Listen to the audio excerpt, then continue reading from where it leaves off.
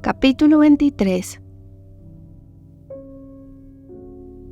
Por pequeña que fuese la confianza de Elinor en la veracidad de Lucy, le era imposible, pensándolo con seriedad, sospechar de ella en las circunstancias actuales, donde difícilmente algo podía inducir a inventar mentiras como las anteriores. Frente a lo que Lucy afirmaba ser verdad, por tanto, Elinor no podía, no osaría seguir dudando, respaldado como estaba de manera tan absoluta por tantas probabilidades y pruebas, e impugnando tan solo por sus propios deseos. El haber tenido la oportunidad de conocerse en casa del señor Pratt era la base para todo lo demás, una base a la vez indiscutible y alarmante.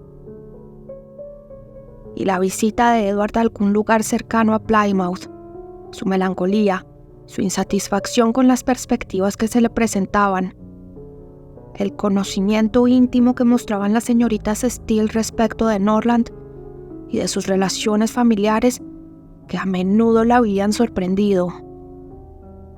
El retrato, la carta, el anillo, sumados constituían un conjunto de pruebas tan sólido que anulaban todo temor a condenar a Edward injustamente y ratificaba como un hecho que ninguna parcialidad por él podía pasar por alto, su desconsideración hacia ella, su resentimiento ante tal proceder, su indignación por haber sido víctima de él durante un breve lapso, la hicieron centrarse solo en sus propios sentimientos. Pero pronto se abrieron paso otros pensamientos, otras consideraciones. ¿Había estado engañando a Edward intencionalmente? ¿Había fingido un afecto por ella que no sentía? ¿Era su compromiso con Lucy un compromiso de corazón? No. Sin importar lo que alguna vez pudo haber sido, no podía creer tal cosa en la actualidad. El afecto de Edward le pertenecía a ella. No podía engañarse en eso.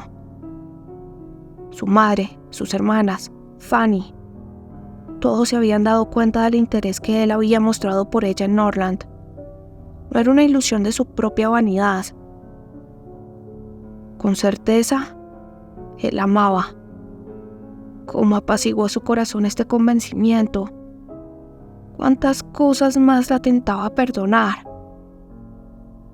Él había sido culpable, enormemente culpable de permanecer en Norland, tras haber sentido por primera vez que la influencia que ella tenía sobre él era mayor que la debida. En eso no se lo podía defender. Pero si él había herido, cuánto más se había herido a sí mismo. Si el caso de ella era digno de compasión, el de él era sin esperanza. Si durante un tiempo la imprudencia de él la había hecho desdichada, a él parecía haberlo privado de toda posibilidad de ser de otra forma.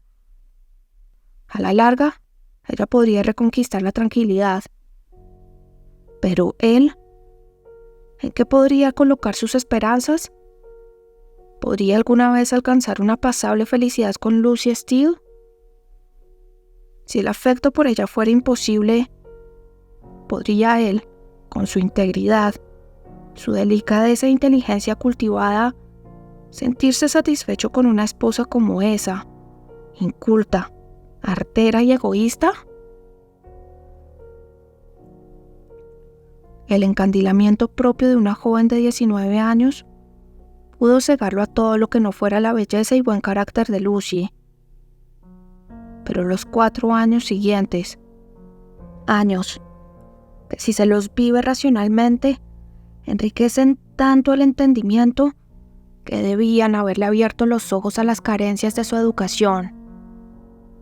Y el mismo periodo de tiempo que ella vivió en compañía de personas de inferior condición y entregada a intereses más frívolos, quizá la habían despojado de esa sencillez que alguna vez pudo haberle dado un sesgo interesante a su belleza. Si cuando se suponía que era con Elinor que él quería casarse, los obstáculos puestos por su madre habían parecido grandes, cuánto mayores no debían ser ahora, cuando la persona con quien estaba comprometido era indudablemente inferior a ella en conexiones y con toda probabilidad inferior en fortuna. En verdad, estando el corazón de Edward tan despegado de Lucy, quizá las exigencias sobre su paciencia no fueran demasiado grandes. Pero la melancolía no puede ser sino el estado natural de una persona que se siente aliviada ante las expectativas de oposición y la dureza de parte de la familia. A medida que se sucedían dolorosamente en ella estos pensamientos, lloraba por él más que por sí misma. Apoyada en la convicción de no haber hecho nada que la hiciera merecedora de su actual desdicha, y consolada por la creencia de que Edward no había hecho nada que le enajenara su afecto, Elinor pensó que incluso ahora, en medio del punzante dolor tras el duro golpe recibido, podía dominarse lo suficiente para esconder de su madre y hermanas toda sospecha de la verdad. Y también cumplió sus propias expectativas, que cuando se les unió en el momento de la cena, tan solo 2 horas después de haber asistido a la muerte de sus más caras esperanzas, nadie podría haber sospechado, por la apariencia de las hermanas, que Elinor vivía un secreto duelo frente a las barreras que siempre la separarían del objeto de su amor, y que Marianne se solozaba en su interior en las perfecciones de un hombre de cuyo corazón se sentía enteramente prisionera, y a quien esperaba ver en cada carruaje que se acercaba a su casa. La necesidad de ocultar de su madre y de Marianne lo que había sido confiado como un secreto, aunque la obligaba a un incesante esfuerzo, no agravaba el dolor de Elinor. Al contrario, era un alivio para ella ahorrarse el tener que comunicar algo que las habría afligido tanto, y librarse al mismo tiempo de escuchar cómo su excesiva y afectuosa parcialidad por ella probablemente se habría desatado en condenas a Edward, algo que era más de lo que se sentía capaz de soportar. Elinor sabía que no podría recibir ayuda alguna de los consejos o de la conversación de su familia. La ternura y pena que manifestarían solo iba a aumentar el dolor que sentía, en tanto que el dominio sobre sí misma no recibiría estímulo ni de su ejemplo ni de sus elogios. La soledad la hacía más fuerte, y su propio buen juicio le ofreció un tan buen apoyo que su firmeza se mantuvo sin flaquear, y su apariencia de alegría todo lo invariable que podía estar en medio de padecimientos tan punzantes y recientes. A pesar de lo mucho que había sufrido en su primera conversación con Lucy sobre el tema, pronto sintió un vivo deseo de reanudarla, y esto por más de una razón. Deseaba escuchar otra vez muchos detalles de su compromiso. Deseaba entender con mayor claridad lo que Lucy realmente sentía por Edward, si era en verdad sincera con sus declaraciones de tierno afecto por él. Y muy en especial quería convencer a Lucy, por su presteza en incursionar en el asunto de nuevo y su tranquilidad al conversar sobre él, que no le interesaba más que como amiga, algo que temía haber dejado al menos en duda con su involuntaria agitación durante su conversación matinal. Que Lucy se inclinara a sentirse celosa de ella parecía bastante probable. Era evidente que Edward siempre la había alabado mucho, y evidente no solo por lo que Lucy decía, sino por su atreverse a confiarle, tras tan poco tiempo de conocerse en persona, un secreto tan reconocido y obviamente importante. E incluso los comentarios jocosos de Sir John podían haber pesado en ello. Pero en verdad, mientras Elinor siguiera sintiéndose tan segura en su interior de que Edward realmente la amaba, no se requería de más cálculos de probabilidades para considerar natural que Lucy se sintiera celosa. Y de sus celos, su misma confidencia era prueba suficiente. ¿Qué otra razón podía haber para revelar su historia, sino que Elinor supiera de los mayores derechos que Lucy tenía sobre Edward y aprendiera a evitarlo en el futuro? No le costaba mucho comprender hasta este punto las intenciones de su rival, y en tanto estaba firmemente decidida a actuar según lo exigían todos los principios de honor y honestidad para luchar contra su propio afecto por Edward y verlo lo menos posible, no podía negarse el consuelo de intentar convencer a Lucy de que su corazón estaba indemne. Y como nada podían agregar sobre el tema, más doloroso que lo ya escuchado, no dudó de su propia capacidad para soportar tranquilamente una repetición de los pormenores. Pero la oportunidad de hacer lo planeado tardó en llegar, aunque Lucy estaba tan bien dispuesta como ella a aprovechar cualquier ocasión que se presentase, pues un clima bastante variable les impidió salir a caminar, actividad que fácilmente les habría permitido separarse de los demás. Y aunque se encontraban al menos día por medio en la finca o en la cabaña, y en especial en la primera, no se suponía que el objetivo de reunirse fuera conversar.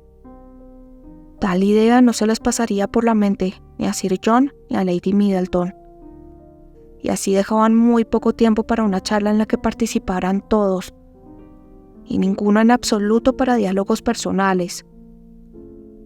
Se reunían para comer, beber y reírse juntos, jugar a las cartas o a las adivinanzas, o a cualquier otro entretenimiento que produjera la suficiente algarabía. Una o dos de este tipo de reuniones habían pasado ya, sin darle a Elinor oportunidad alguna de encontrarse con Lucy en privado, cuando una mañana apareció Sir John en casa para rogarles encarecidamente que fueran a cenar con Lady Middleton ese día, ya que él debía asistir al club en Exeter y ella podría quedar totalmente sola, excepción de su madre y las dos señoritas Steele. Elinor, que previó que se le ofrecía una buena oportunidad para el asunto que tenía en mente en una reunión como esta, donde estarían más a sus anchas bajo la tranquila y bien educada dirección de Lady Middleton, que en las ocasiones en que su esposo las juntaba para sus ruidosas tertulias, aceptó de inmediato la invitación. Margaret, con el permiso de su madre, también aceptó, y Marianne, aunque siempre reacia a asistir a estas reuniones, le convenció a su madre de hacer lo mismo, pues no soportaba verla aislarse de toda oportunidad de diversión. Fueron las jóvenes, y Lady Middleton se vio felizmente a salvo de la terrible soledad que la había amenazado. La reunión transcurrió tan insulsa como había previsto Elinor. No produjo ni una sola idea o expresión novedosa, y nada pudo ser menos interesante que la totalidad de la conversación, tanto en el comedor como en la sala. Los niños las acompañaron a esta última, y mientras ellos permanecían allí, era demasiado evidente la imposibilidad de atraer la atención de Lucy como para intentarlo. Solo se marcharon cuando retiraron las cosas del té. Se colocó entonces la mesa para jugar a los naipes, y Elinor comenzó a preguntarse cómo había podido tener la esperanza de que iba a encontrar tiempo para conversar en la finca. Todas se levantaron, preparándose para una partida de cartas. «Me alegro», le dijo Lady Middleton a Lucy, «de que no vaya a terminar la canastilla de mi pobrecita Ana María esta noche, porque estoy segura de que le dañarían los ojos hacer trabajos de filigrana a la luz de las velas. Y ya encontraremos mañana cómo compensar la desilusión de mi preciosa chiquita, y así espero que no le va a importar demasiado». Bastó con esta insinuación. Lucy volvió a sus cabales de manera instantánea y replicó: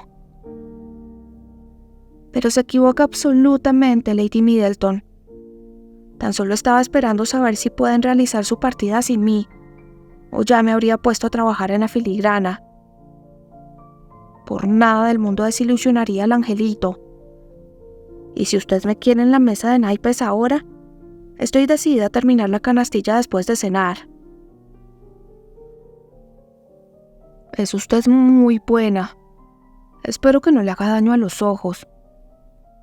¿Podría tocar la campanilla para que traigan velas para trabajar?